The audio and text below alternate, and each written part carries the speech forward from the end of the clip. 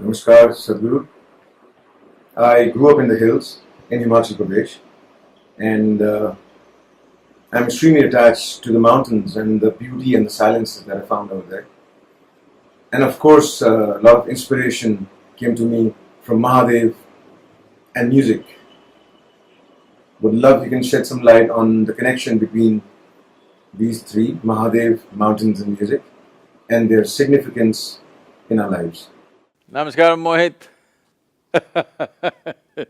Now you're sounding like a 3M company, huh? Mahadev, mountains and music.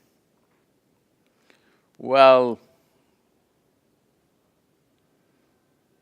Mahadev means a great lord. Of course, you're referring to Shiva.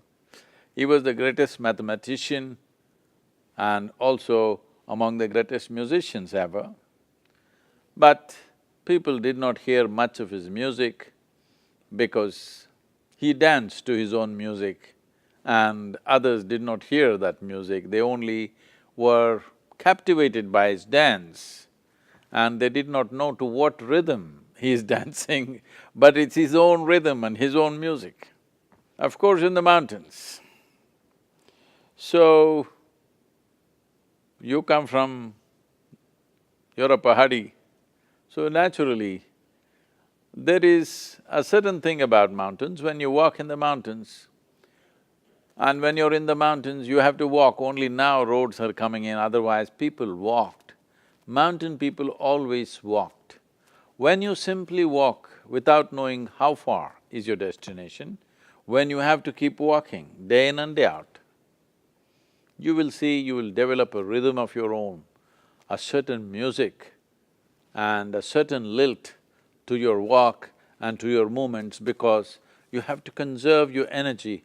You can't walk like how city people are walking. You walk in a certain way with minimum energy and maximum movement. And that becomes a kind of music and dance within itself.